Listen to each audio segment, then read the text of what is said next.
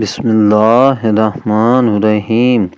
حضرت علی کرم اللہ تعالیٰ وجہ الکریم کے فیصلے ایسے عجیب و غریب اور نادر روزگار ہیں کہ جنہیں پڑھ کر بڑے بڑے عقل مندوں اور دانشوروں کی عقلیں حیران ہیں، اور یہ سرکار اقدس صلی اللہ تعالیٰ علیہ وآلہ وسلم کے دست مبارک اور ان کی دعا کی برکت ہے۔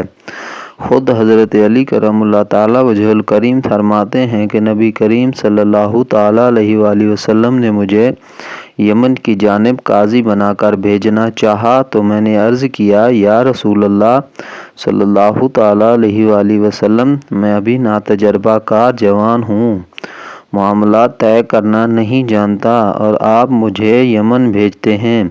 یہ سن کر حضور صلی اللہ تعالیٰ علیہ وآلہ وسلم نے میرے سینے پر ہاتھ مارا اور فرمایا، الہ العالمین اس کے قلب کو روشن فرما دے اور اس کی زبان میں تاثیر عطا فرما دے۔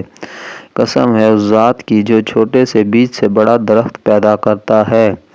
اس دعا کے بعد سے پھر کبھی مجھے کسی مقدمے کے فیصلے میں کوئی تردد نہیں رہا۔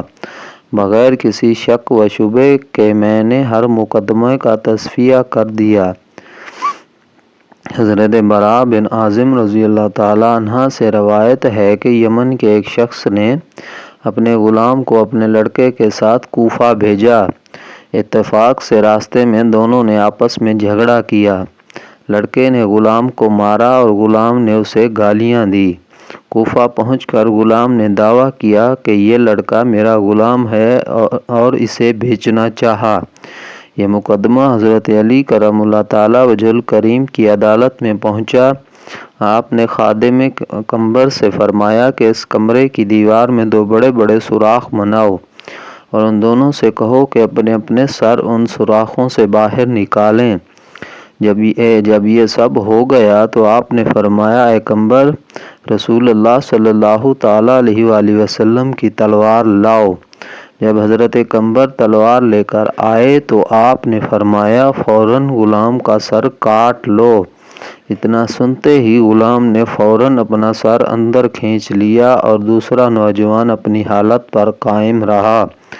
اس طرح آپ کے اجلاس میں بغیر کسی گواہ و شہادت کے فیصلہ ہو گیا کہ آقا کون ہے اور غلام کون ہے۔ آپ نے غلام کو سزا دی اور اسے یمن بھیج دیا۔